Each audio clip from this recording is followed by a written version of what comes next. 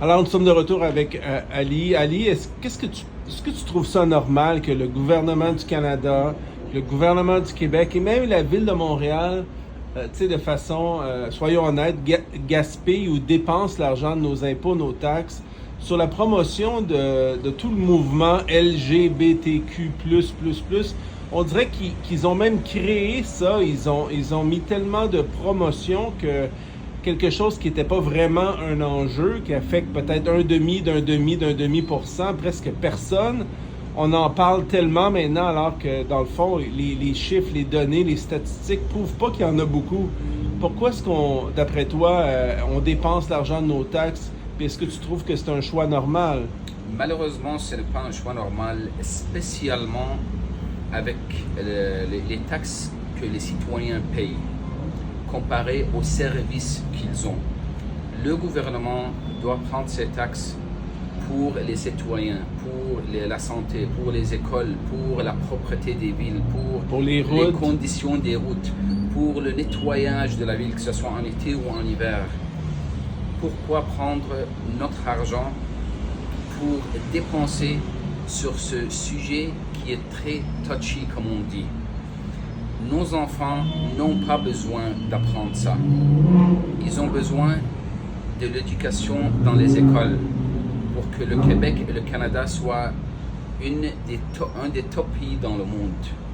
Comme c'était dans les années 80, exactement. 90. Maintenant, malheureusement, on dit que le Canada est un des pays le plus top pour tout ce qui est LGBTQ+.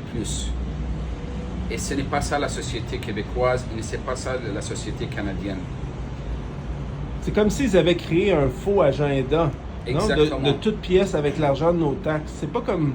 C'est pas un sujet naturel, là, pour que les gens là, à l'école primaire, pour secondaire, ils pensent pas à dire ah, « moi je suis pas un homme, je suis pas une femme, je suis un transgenre » ou je sais pas.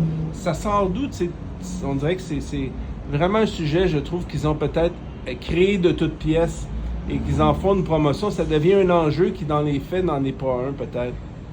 J'aimerais dire quelque chose, puis Nicolas l'a vu et le sait. Ici à Dubaï, tout le monde peut vivre. Tout le monde est respecté.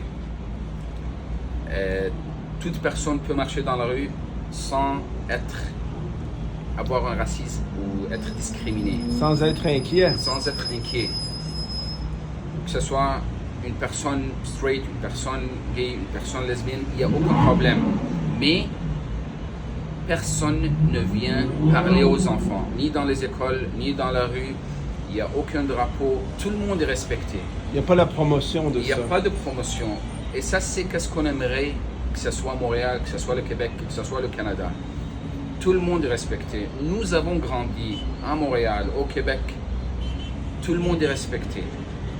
Personne a une hauteur de plus que d'autres personnes. Tout le monde est aimé. Moi, j'ai grandi dans les écoles primaires à Montréal avec tout genre de nationalité.